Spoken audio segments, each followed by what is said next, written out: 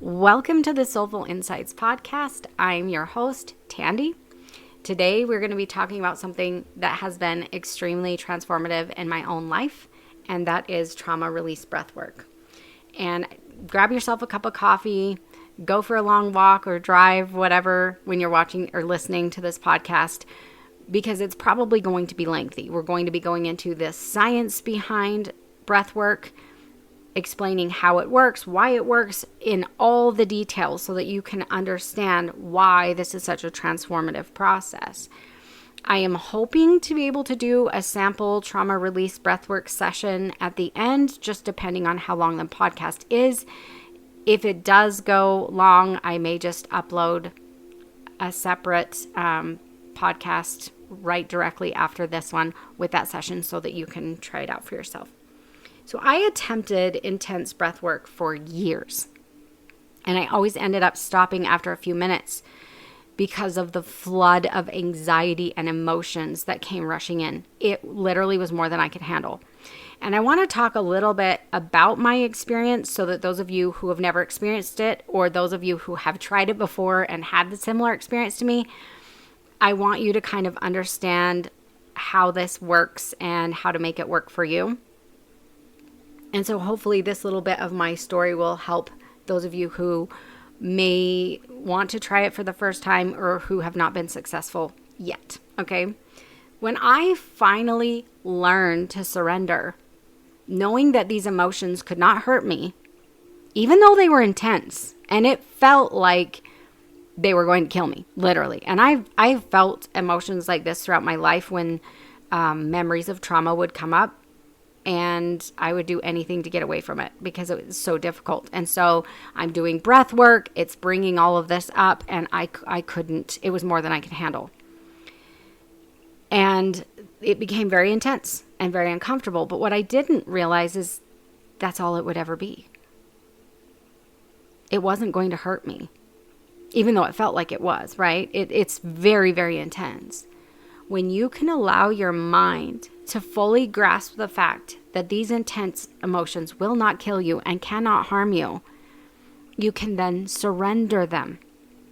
And that is when the absolute magic happens. Healing happens in the surrender. And I want to say that again. Healing happens in the surrender. Surrendering is counterintuitive to us. We believe that in order to fix something, we must logically solve for it, and we need to remain in control. To the traumatized brain, not being in control is where the danger lies. Trauma happened, or happens or happened to us when we could not control what happened, what was happening to us. In order to heal the trauma, though, we have to let go. And the conscious brain does not want to do that. We have to cease suppressing and hiding and running. And we have to let the emotions rise in all their chaos and all their discomfort. We have to face them without control. And that can be really scary. We end up causing more discomfort in the resisting of the emotion rather than allowing it to rise, to be processed, and to be healed. So let's get into the nitty-gritty of the science behind how this works. For my logical-minded listeners, and for those who really want to understand how breathwork can help them on their journey to healing and becoming whole, this is going to be really important to you. The natural state of your true self or your higher self is unconditional love, and the capacity to alchemize and transcend every experience in this physical realm. The secret, however, is learning to access this divine healing within you. And it can be really difficult because we have our default programming in the subconscious mind, and we also have our conscious mind that is the gatekeeper that is protecting all of this default programming that we have. So let's get into a little bit of the science. So you have your autonomic nervous system comprising the sympathetic or fight or flight part, and the parasympathetic, which is the rest and digest system. And this is just a very basic explanation. This is deeply influenced by breathwork. Trauma often locks the body in a fight or flight state, leading to heightened anxiety, hypervigilance, emotional reactivity. Some of those may resonate with you. You may have noticed that as your mind reacts to traumatic events, and as you have a dramatic increase in anxiety. Ruminating thoughts may be a huge issue. I know that was something that I really struggled with for decades. And there were times I was like, I don't know if I can live with this. You may struggle in your daily life because of the profound anxiety that you feel, as that trauma and those emotions have been deeply stored within your body. You may notice that you are hypervigilant, and this hypervigilant state becomes second nature to you as your brain tries to protect you from subsequent traumatic events, which is, that's a good thing. You want your brain to try to protect you, but at the same time, this hypervigilant state can be extremely uncomfortable and counterproductive to healthy relationships and a healthy way of showing up in your life. You may find yourself overreacting emotionally, where something that to another person would seem fairly insignificant, they might be frustrated or a little annoyed, you are overreacting emotionally. You're not wrong, you're not bad, but your nervous system is really struggling. Your nervous system may also overreact to loud sounds or other normal parts of life as a result of a traumatic event. You may find yourself overreacting to someone that walks into a room and you were not aware that they came in, and you're very jumpy. You're very jumpy with loud noises. You may overreact emotionally to minimally stressful or annoying circumstances. And sometimes you may even feel guilt or shame and not fully understand why. In your head, you recognize that your reaction doesn't match the real level of stress or irritation that the situation has presented. And you don't understand why you get so irritated or angry. And I'm talking about this outside of emotional stuff, right? Or outside of, hormonal things. You may have emotional outbursts that feel uncontrollable or irrational. Again, outside of, hormonal imbalances or hormonal issues. That's a whole separate thing. It's important to find practices that can calm the nervous system. Specific breathwork practices can down-regulate the sympathetic nervous system and foster a relaxed state where the subconscious becomes more accessible. This will allow you to access and release the stuck emotions surrounding the traumatic event and bring the nervous system out of this hyperactive or overactive state. So we're going to move into vagus nerve stimulation. Many trauma-focused breathwork techniques activate the vagus nerve, which runs from the brainstem to the gut. This nerve is key to calming the nervous system, shifting the body back into a parasympathetic state. And if you've had any somatic work or anything like that you've been doing on your healing journey, you may understand some of this. By regulating the vagus nerve through breath, it will lower cortisol levels, it will reduce inflammation, and brings the body out of that survival mode, out of that fight or flight mode.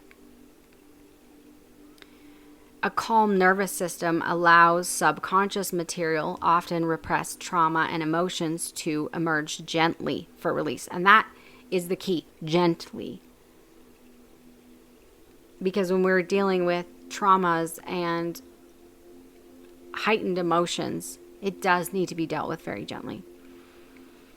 Trauma release breathwork tends to induce specific brainwave states, particularly alpha and theta.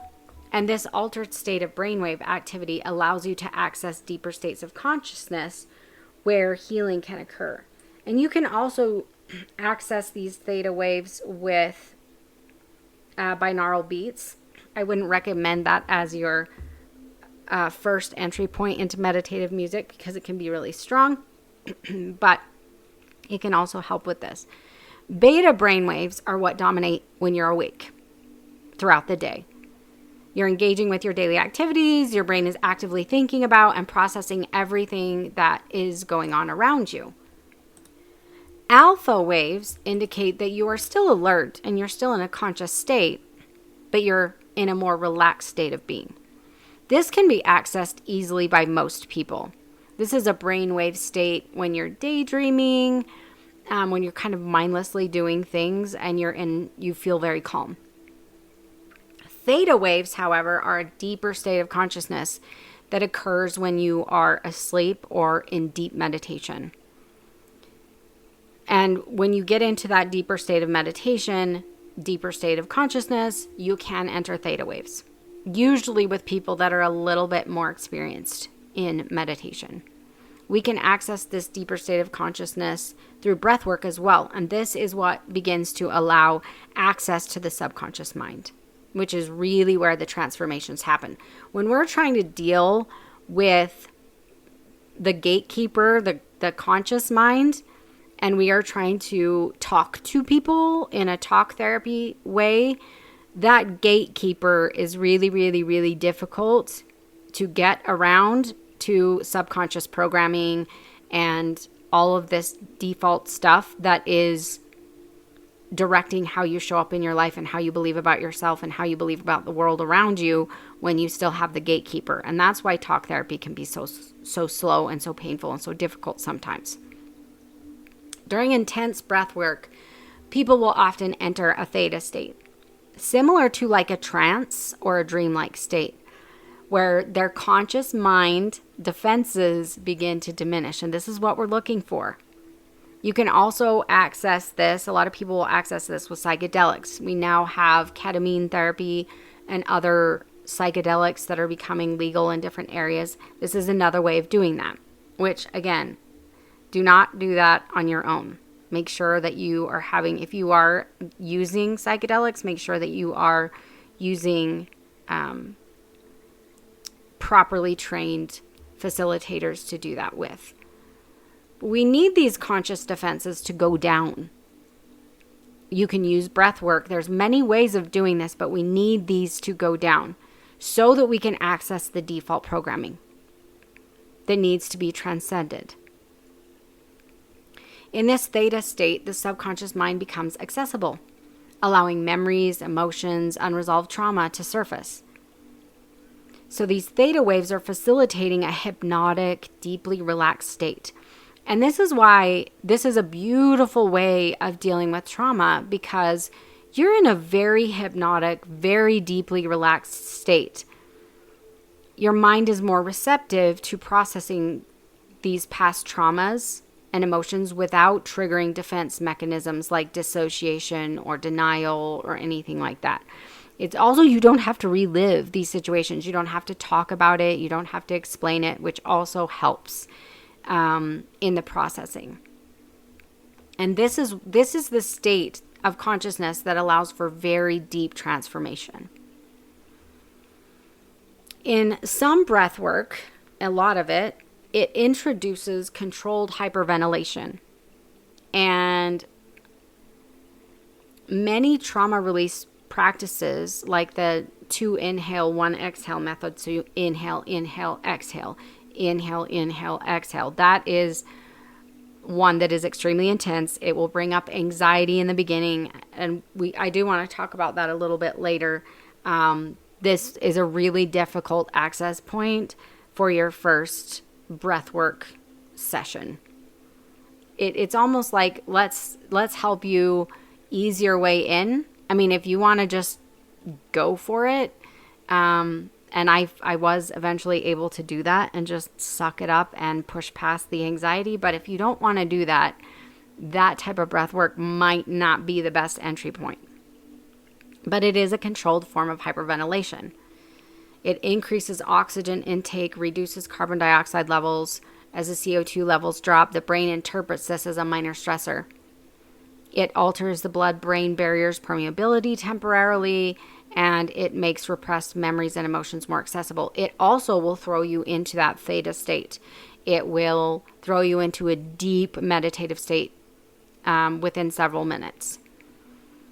It's very powerful, but it can lead to a variety of physical symptoms that can be distressing if you're not aware that they're a normal part of the process. And this is another thing that I want to go over, is these physical sensations, so that you're aware of what they are before you ever go into a breathwork session.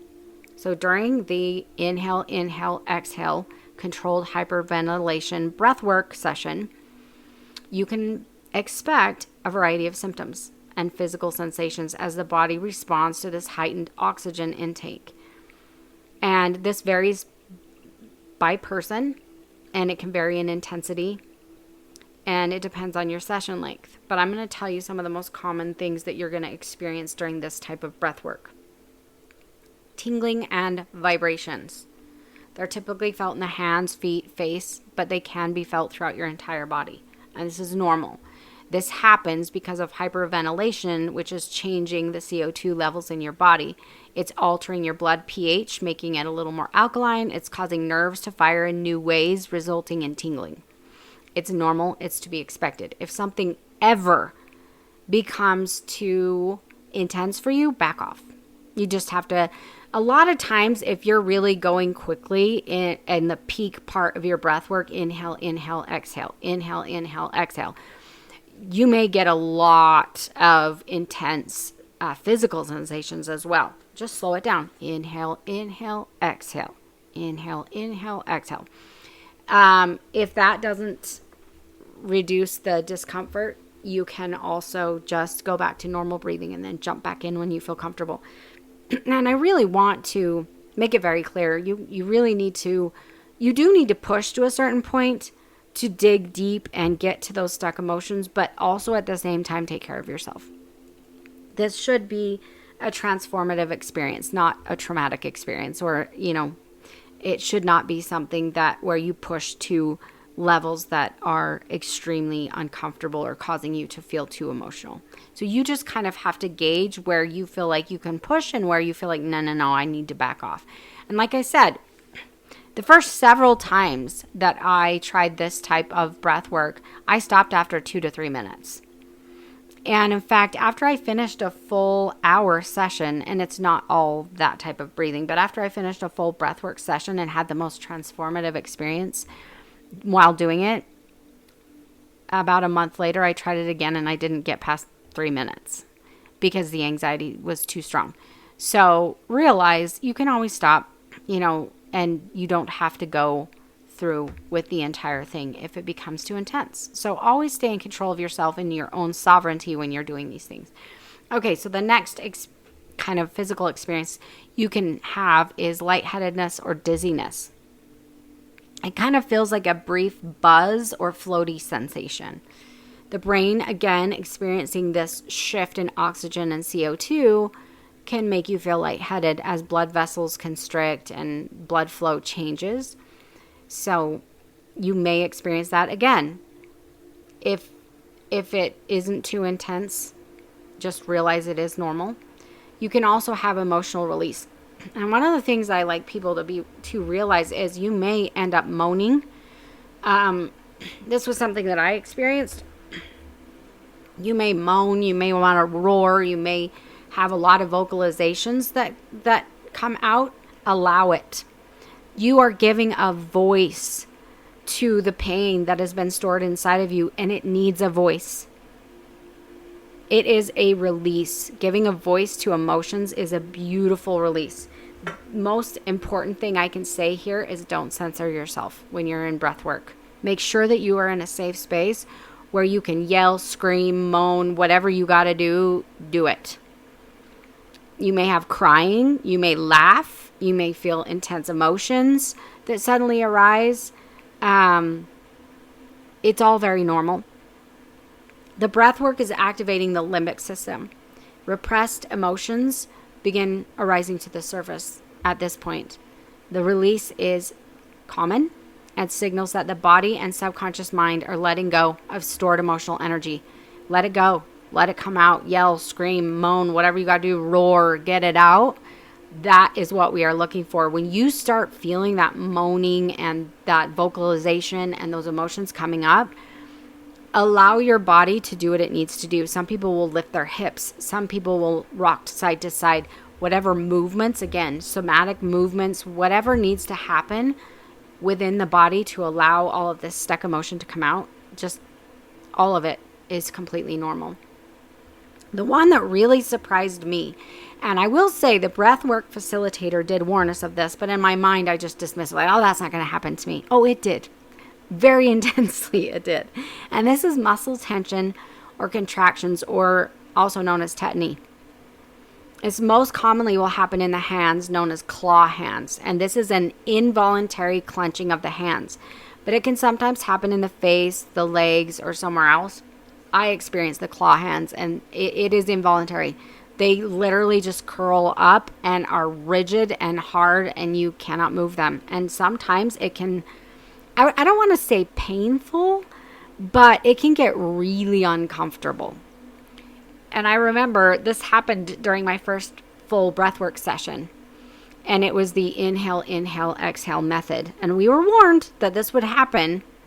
And I was just dismissed it. And my hands began curling and tightening as I was doing this breath work. And I was really just surrendering. I did a beautiful job at surrendering this one time. And I was so thankful that the facilitator had warned about this, or it would have completely freaked me out. But I surrendered to it fully. And by the middle of the breathwork session, my hands were completely curled up and rigid, and I was unable to move them at all. And I did have to back off at one point and slow my breathing down because it got so intense and uncomfortable that I couldn't. It's like, this is too much. And they released just a little bit, and then I just went on with the breath work again. And I surrendered, because as soon as I started back with the regular speed of breath, they curled tighter just like they had been, and I had to really surrender to that. And I didn't have to. Like I said, nothing is ever you have to. Take care of yourself in any healing session that you're in. But after the breathwork session, it took about 5 minutes or so for my hands to release back to normal. And it was a weird sensation. I'm going to be honest with you. It really was. But it is completely normal, and it isn't anything to worry about. Rapid breathing can cause a shift in calcium levels, and this can lead to muscle contractions, especially in areas where your body holds stress. These contractions are harmless and will release after the breathwork session ends. But as always, make sure that the session is benefiting you and not just causing more emotional issues. So always take care of yourself. I had to back off for a little while because it became too intense. And that is a healthy way to approach your breathwork session. You can have feelings of warmth or cold. So your entire body, or even just concentrated areas where energy is being released, can become very warm or cold. So you're going to want to have a blanket, warm socks, or an easy way to regulate your body temperature as you go through a session so that you can remain comfortable. And the breath is going to stimulate circulation and energy flow. And so you can have these temperature fluctuations, which I did somewhat, but nothing too drastic. And like I said, this can be caused by blood flow shifts, or even just shifts in energy, or as emotions are released. You may feel warm or cold in areas where your body is storing those emotions. And so just be aware of that. And you can, even when you feel a hot spot on your body, to just ask, what does this mean? What is this trying to tell me? What message does this have for me? You may feel even just tension or tightness or pain somewhere. And you can always ask questions, and your higher self will answer you and let you know what it is and what's being released. You will also have an altered perception of time and space because you are in an altered state of consciousness. Time may feel slowed down or sped up, or you may be in this dreamy state of consciousness. All of this is normal. Again, altered states of CO2 and oxygen can affect the brain. And all of it is leading to this altered state of consciousness that you're in. But this is what is making it easier to access the subconscious mind and get disconnected from all of your ordinary thoughts. You may have visual changes or mild hallucinations. So seeing colors, light patterns, closed eye visuals, that is all normal. And just allow it to flow. Don't be afraid of it. Some people see this naturally when they close their eyes. Some people don't. But again, surrendering can be really powerful. And sometimes these visual hallucinations can be comforting. I find them very comforting during some of the meditation journeys that I do. I do work with breath work, but I do tend to lean more towards meditation journeys. That's what I offer more often in my practice rather than breath work. But I do, obviously, they both are very profound. It just depends on the person. Breath work for me brings up so much that it's not something that I use as my primary source of transformation. So just be aware of that.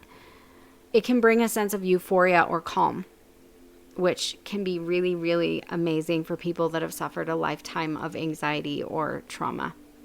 And it can be very blissful, especially as you're coming down from the peak of your breathwork session. This is from the release of endorphins and the activation of the parasympathetic nervous system after the intense breathing. You can get calm and euphoria, and it's like this peaceful afterglow. It's amazing. You feel like you are on cloud 9 after the session. And that's really what kept me going through the session that I was making it through, that very first session that I made it all the way through, was looking to the after point where I arrived after the transformation and release of all the emotions. And 100%, it was a beautiful experience afterwards. You may experience shaking and trembling. This can happen throughout the body, especially in the legs, arms, or head. This is normal. It is indicating an energy discharge as the nervous system is processing the release of trauma or stress. And so you can feel very shaky and trembly. It's normal. In a lot of ways, a lot of these things require a lot of surrender. And surrendering sometimes takes practice. And I think sometimes we pressure people to surrender more than we probably should, because I think you need to be able to feel at peace in that surrender and to be able to not feel the fear welling up inside of you, because the surrender should be able to bring you into a calmer state rather than the fighting with it. If it's not, totally back off. Just as I know I keep saying this, but it's so important to take care of yourself emotionally, especially when you are working on something trying to transcend trauma. Let's not make things worse, right? So the alkaline state and emotional catharsis. With lower CO2 levels, the blood becomes more alkaline, which is linked to altered states of consciousness. And this change can lead to a feeling of lightness or even euphoria, which encourages the release of emotions. It may create a looser mental and emotional space where these repressed emotions that have been buried in the body, in the mind, can be brought to the surface and released. And this is what we're here for, right? So hopefully that's given you kind of a deeper understanding of what you can expect during a lot of trauma release breathwork sessions. And I want anyone considering breathwork on their healing journey to be fully informed, because I feel like I didn't really know what I was getting myself into when I first tried this really intense breathwork, the double inhale, exhale breathwork. And it can be really scary if you don't know what you're getting into. And I think especially for people who are dealing with trauma, it's really important for you to understand each step and what you might experience. It's like, oh, okay, someone told me that my hands might curl up. Someone told me I might feel lightheaded. I might feel tingly. So when those things do come up, it's not a surprise. It's not frightening. You've heard this before. You know what it is. It gives you an opportunity to not feel out of control when something's happening within your body during a healing session, right? That's so important for working with people who've been through trauma. while it can be absolutely transformative, it can bring up really intense emotion and physical sensations. And you do need to be fully prepared for that and ready to surrender to those things. So, moving on, engaging the limbic system for emotional release. So, breathwork leads to limbic system activation.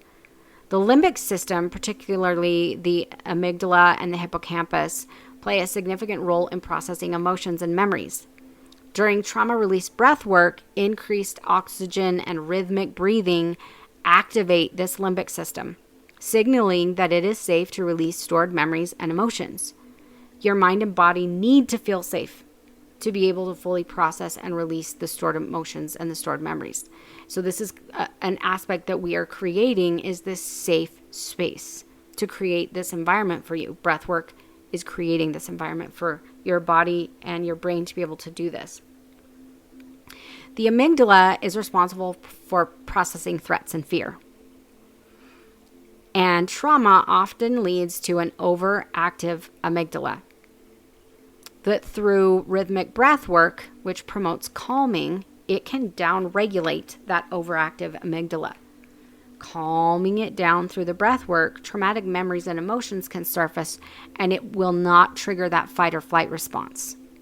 So it's enabling you to have a safe release of these emotions. This is so important for trauma healing. And in my experience with therapy, I did not have a safe space. The therapist that I was working with, I had several. None of them were good. There were times when I was bringing up traumatic things, and I had a variety of very negative responses from therapists.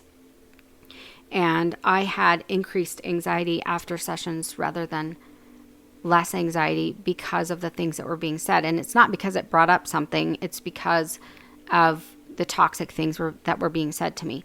And I'm not going to talk about that right now, but this is why I feel like it's so great that you can have this safe environment where someone else is not imposing their own thoughts and their own opinions about your trauma onto you. You can just have this safe space where you can release and process without anyone else's input. And that can be very transformative. We really want to dig deep. We want to heal fully and completely. All of these components have to come into play, and breath work provides a wonderful avenue for that. Trauma healing breath work can also be somatic therapy. So the body does store trauma. That's what we're talking about when we say somatic. Research in somatic therapy and trauma from pioneers like Dr. Bessel van der Kolk shows that trauma is stored not just in your mind, but throughout the body. And I'm sure a lot of you in this space have heard of somatic healing. This is a new modality of healing that recognizes that the body also holds stored emotions and trauma, and the body must be involved for a total release of emotional trauma. Breathwork activates a somatic layer of trauma where physical sensations and memories are stored. So this is another kind of somatic practice. Trauma release breathwork, especially when accompanied by movement or somatic practices, encourages the nervous system to discharge that trapped energy.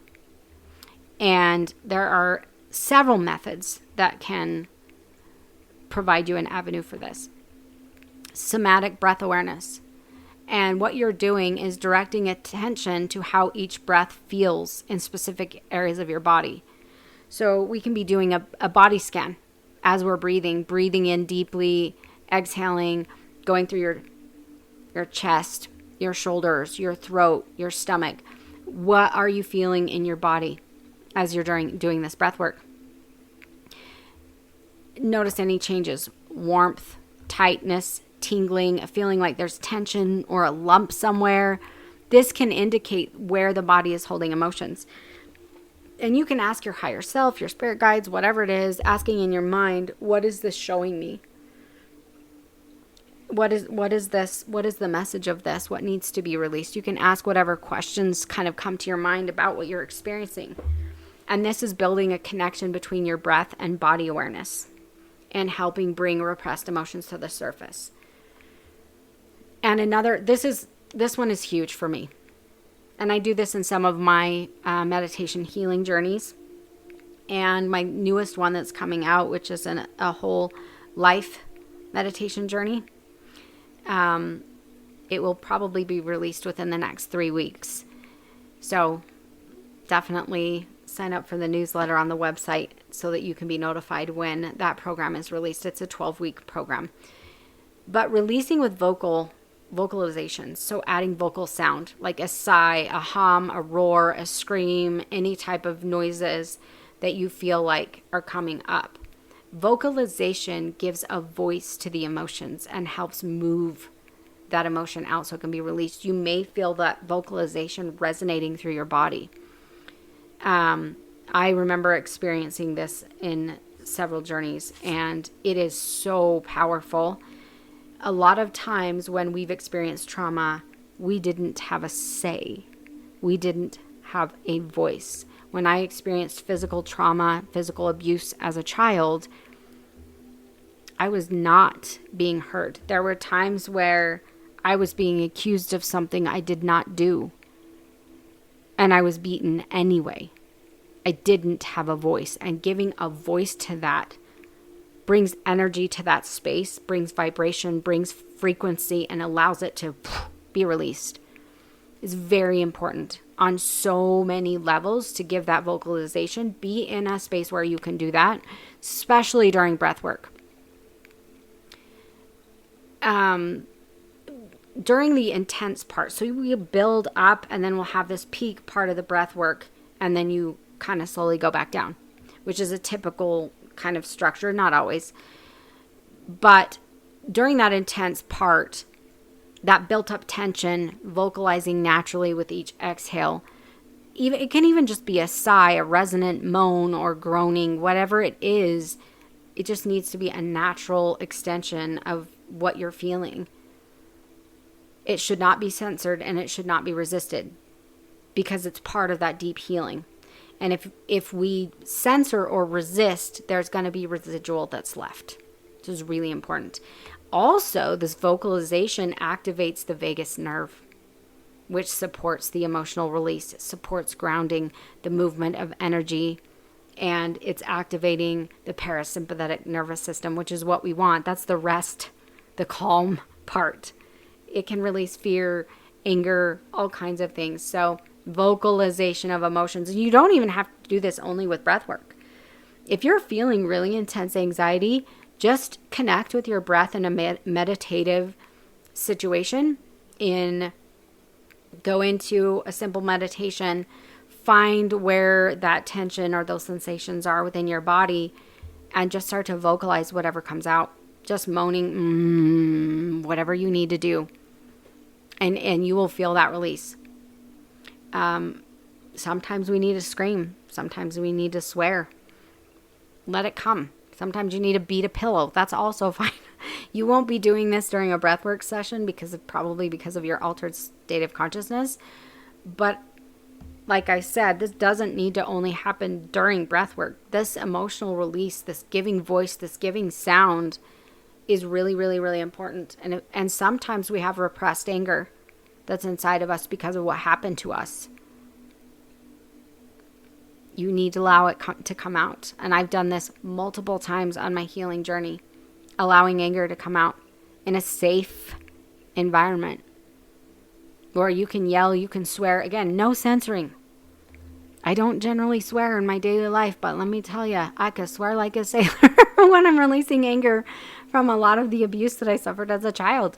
It needs to come out.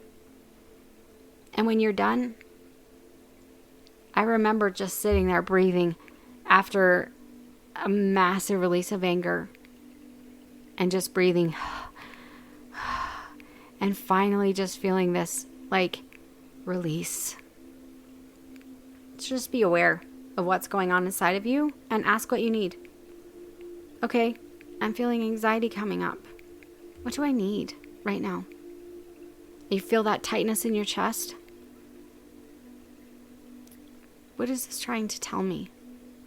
What is being held here? And you'll know. There's anger that needs to be expressed. There's fear. There's anxiety. Maybe you feel like you need a breathwork session. Maybe you feel it, whatever it is, you will know. And allow that inner voice to guide you in the proper direction. We may also have guided touch for emotional release. If you feel intuitively guided to do so, gentle, intentional touch to certain areas where emotions tend to be held can also be very helpful during a breathwork session. So you may feel just this desire to put your hand over your chest or on your belly or on your throat or on your head. So anyway, it doesn't matter. Anywhere.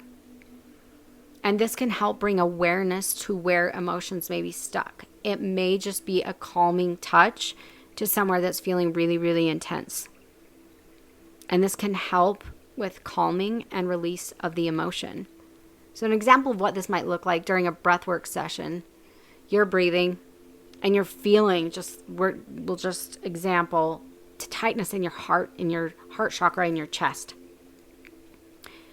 And it's getting intense, but you're feeling like it's not releasing. And you put your hand calmly there and draw your focus to that emotional center. You may apply pressure or make comforting circles in that area, allow whatever needs to happen. And you will feel intuitively guided to do this.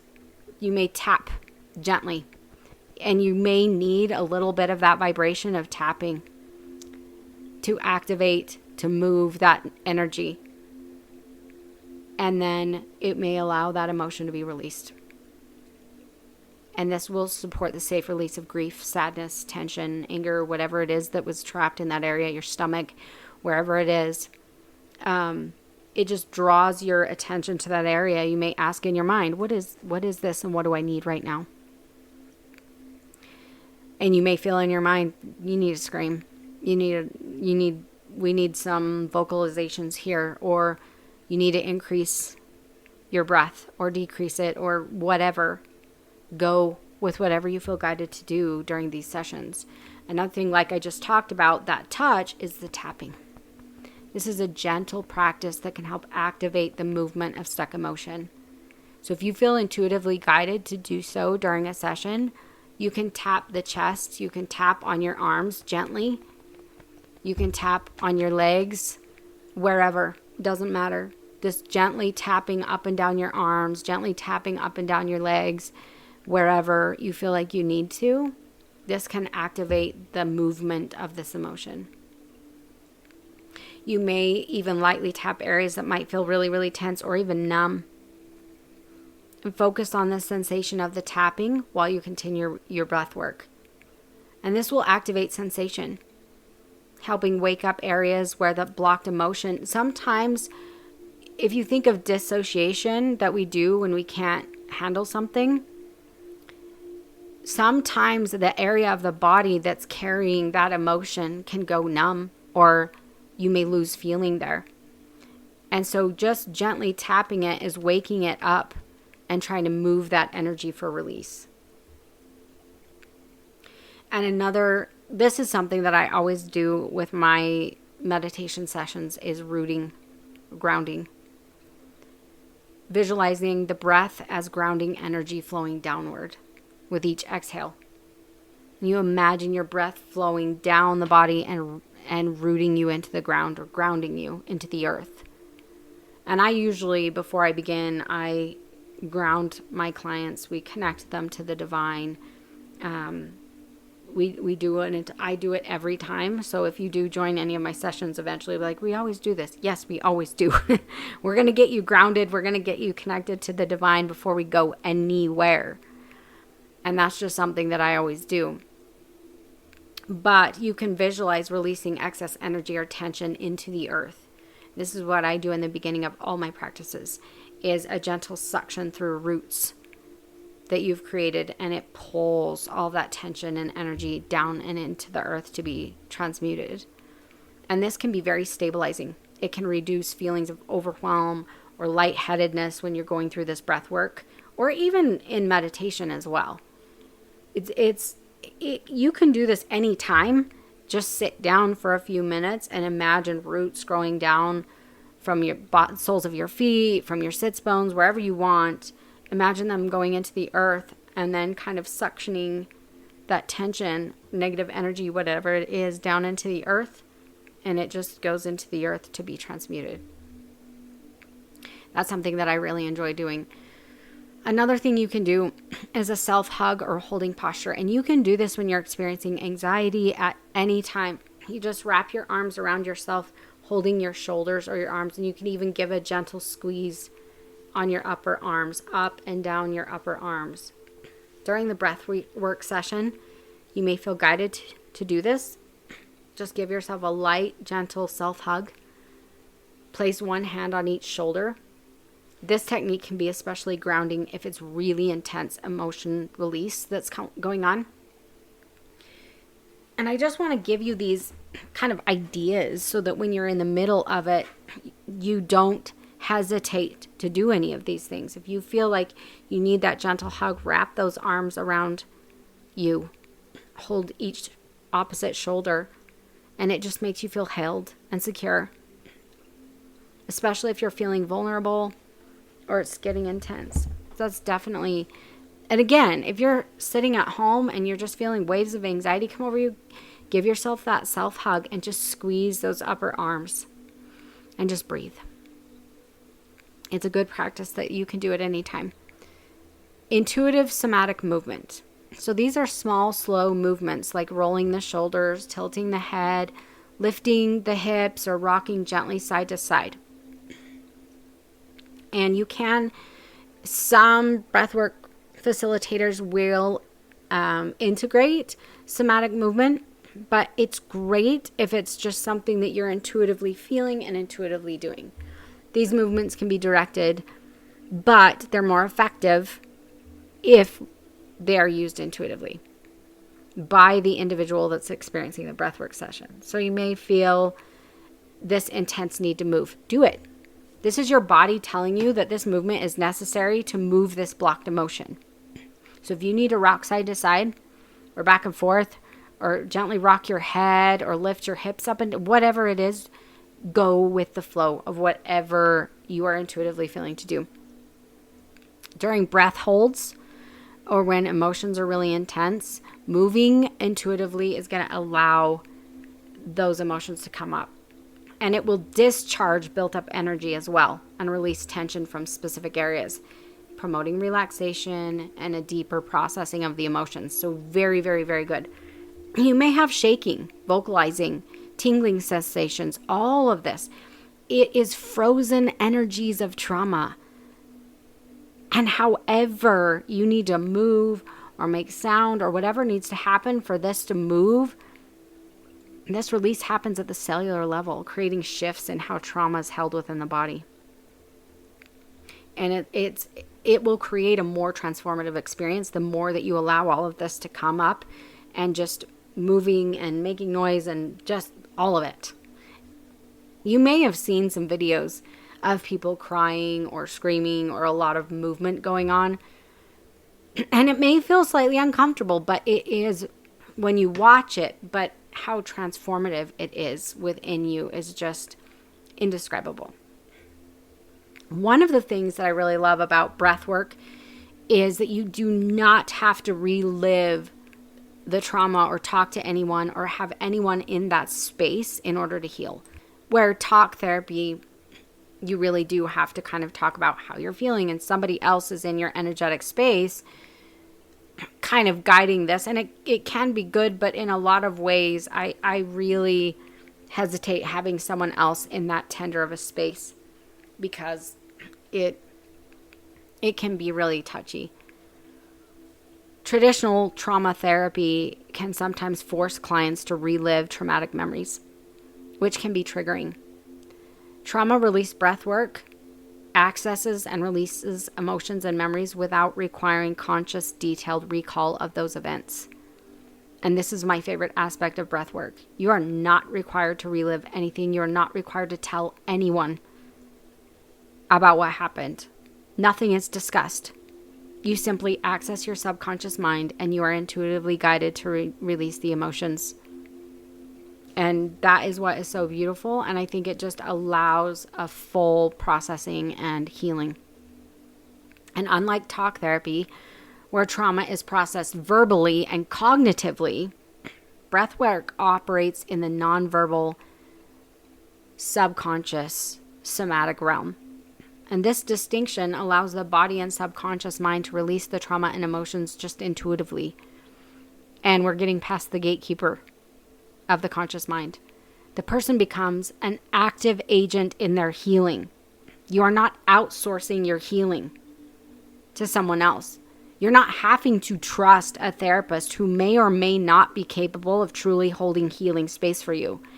I know in actually two of the therapists that I worked with, one of them was a man, and I was dealing with sexual abuse issues, and it triggered him in a really unhealthy way. And I'm not going to explain what happened, but it triggered him. And I shut down. I was like, I will never talk to someone about this again. Well, I suffered for years because I did not trust anyone with what I was holding inside of me.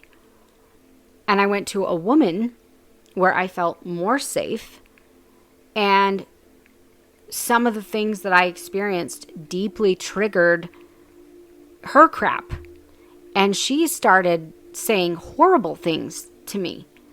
And it just, I never went back, because it was like what I had experienced triggered.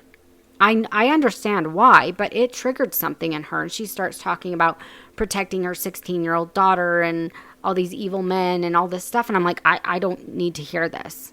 Like, I don't need to hear your fears about men and your stuff, because clearly I have my own stuff with men where I have experienced sexual assault and sexual abuse and all of this stuff. I don't need to hear your crap. And so this is the thing, when you outsource, I had no idea that these people would be triggered by something that I said, that I had experienced. And it just caused more of a problem and caused me to hold on to trauma for years and years and years and years and years, because I never felt safe to talk about it. But breath work does not require you to trust anyone else with what you've been through. That maybe someone might say, oh, it wasn't that bad. Why are you making a big deal about this, or whatever? It promotes self-empowerment and personal sovereignty, which are vital components to trauma recovery. My experience with therapy and traditional psychiatric care was anything but healing. Everyone involved was cold, insensitive, and to be blatantly honest, these people do not care about you in any way, shape, or form. You are a paycheck to them. They have been trained not to care. They go through the motions of their protocols, but at the end of the day, outsourcing healing can be really dicey. I know some people have had great experiences, and I think that you need to be guided in where your healing is going to be found. Mine was not found in that. I was re-traumatized by some of my experiences so terribly. I had fears of being trapped. I ended up with panic attacks from some of the things that I experienced in traditional psychiatric care. It was absolutely horrific. And let me tell you something. One of the psychiatrists that was put over my care committed suicide. Yeah. He was put in charge of my care. I am a childhood sexual abuse survivor, multiple times survivor. It was found that he had child pornography on his computer. and the cops were after him, and he ran to Mexico and committed suicide. This is the man that was put over my care as a childhood sex abuse survivor. A man with child porn on his computer. This is why I say, when you outsource your healing to someone else, why do you think he was triggered by what I was saying? Why do you think he was insensitive? And I'm just going to be frank with you, he was an absolute asshole to me. Why do you think that was? Because what happened to me was, what I'm talking about is deeply triggering to him. He knows what he's doing. He knows that he's involved in the very thing that I'm talking about. Right? So this is why I turned to all these other modalities. And I was on antidepressants. All I felt was numb. I didn't feel joy. I didn't feel happiness, but I also didn't feel the deep lows either. And I think that's why a lot of people are like, this is great, because at least I don't feel the deep low. Getting off of them was a bear, but I am so much better than I ever was. And I'm not telling anyone what they should or should not do. You do whatever it is that leads to the greatest wholeness and happiness for you.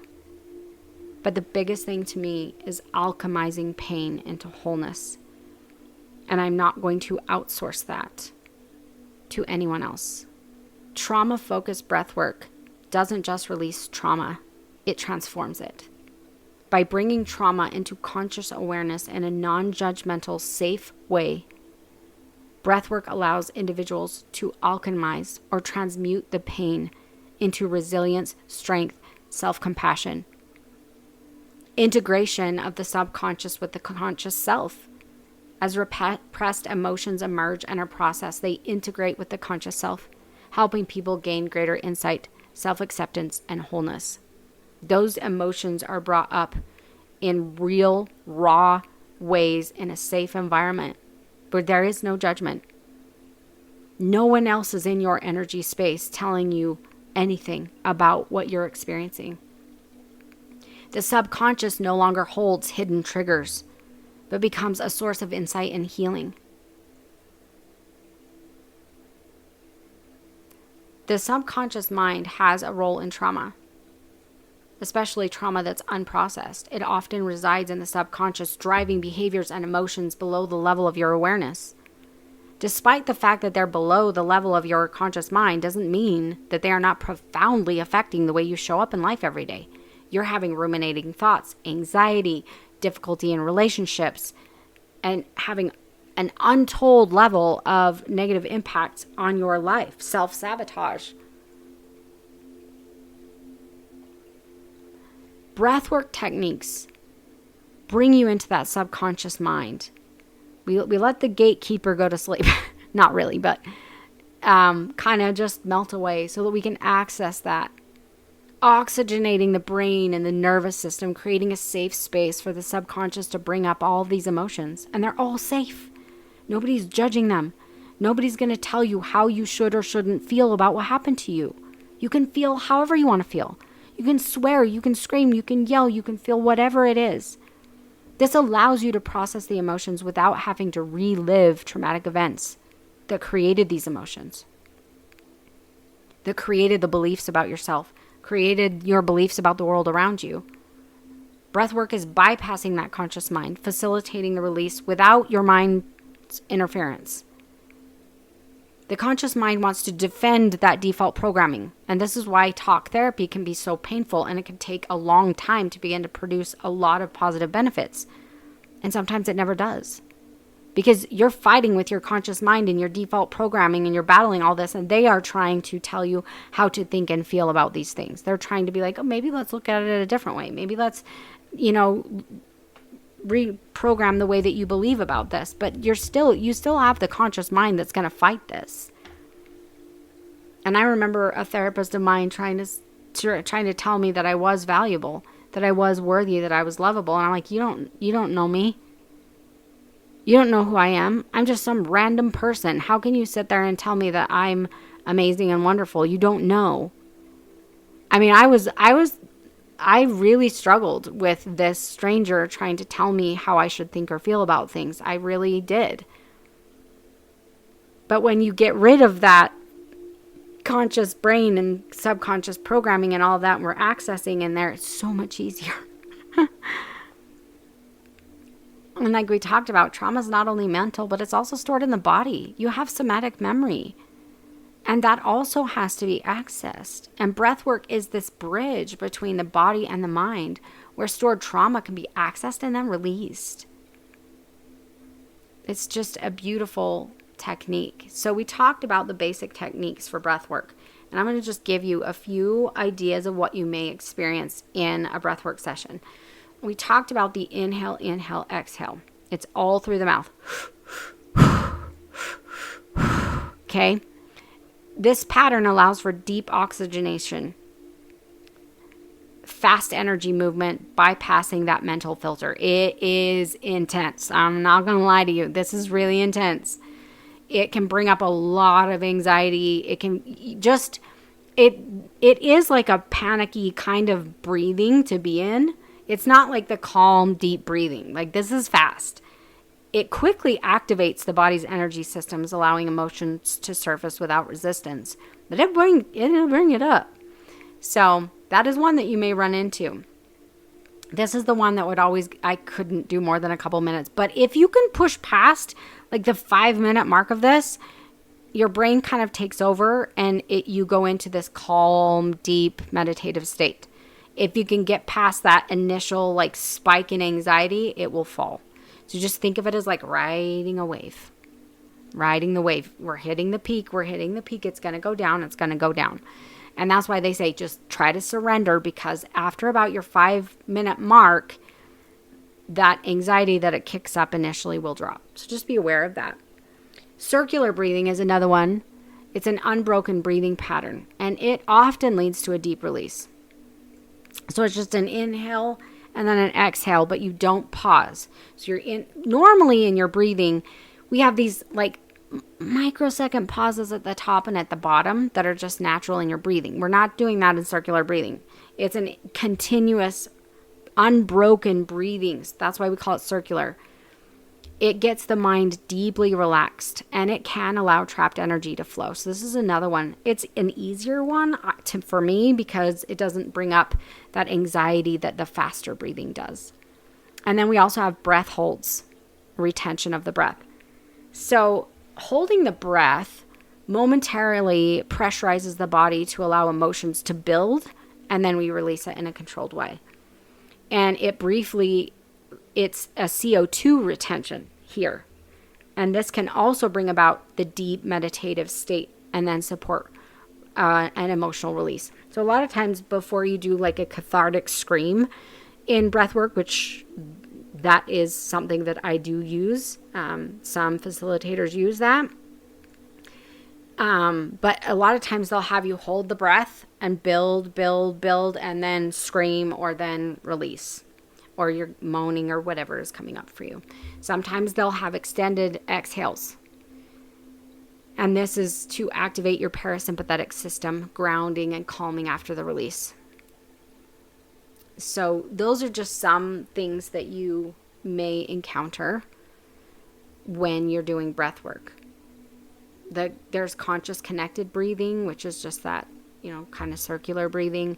Holotropic breath work is for psychospiritual healing, and it's that intense rhythmic breathing to where you reach an altered state of consciousness, and it is powerful. It's very intense, but it can be very powerful. And we also have shamanic breath work, which can combine sound and movement, combining breathing with visualizations and things like that. It just depends on your facilitator. I'm hoping that this was, we are getting on a longer podcast here. So we will do a breathwork session. I will upload a breathwork session separately, so it's not like an hour and a half long. But I want you to understand that this can be a part of your healing journey. It doesn't have to. I am working through hypnotherapy certification right now, which I also absolutely love. hypnotherapy for accessing the subconscious mind. There's so many ways that you can do this. You can do it with psychedelic therapy. You can do this with breath work. You can do this with hypnotherapy. There are so many ways, and it really is your journey. And you need to, in your own sovereignty, be guided to what it is that your body needs for healing and alchemizing this trauma and this pain. And I'm hoping that this just gave you kind of a more understanding of how breathwork can help with trauma and accessing repressed memories for you. The last thing I want to say is, after your session, breathwork, psychedelic, whatever it is that you're doing, journaling. Absolutely journaling. I've done psychedelic journeys. Sometimes I will journal for 2 hours afterwards. I schedule the whole day for a psychedelic journey. I've experienced different substances. All of the substances I've used so far have been legal where I am. I have not had to travel, out of the country. I have not done ayahuasca, although I'm very interested in that, but very powerful to journal. I've journaled also after my breathwork sessions as well. A lot of stuff is going to come up. A lot of healing stuff is going to come up. And you're also going to want to be able to reflect back on your experience. So give yourself at least 15 minutes to journal afterwards to integrate. I also recommend resting afterwards. Stay off social media, TV. We don't want to be watching things that could cause any triggers to come up. And also just allowing your brain to heal for integration. A lot of times I recommend no social media, TV, movies, anything like that for 2 to 3 hours at least.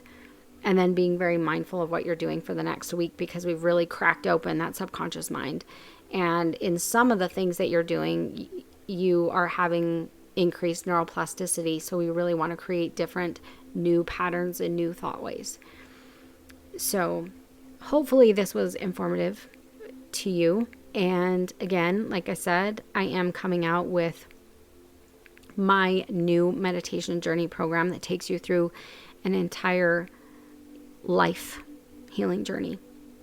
It is very beautiful. We do breath work. We do meditation journeys. A lot of this journaling work, a lot of deep inner work. We're going to do some shadow work, a lot of that as well. So if you are interested in that, make sure you sign up for the newsletter or that you're following me on Instagram so that you can be notified when that program opens. There will definitely be discounts for early enrollments into the program. So otherwise, I really appreciate you being here with me and in this space.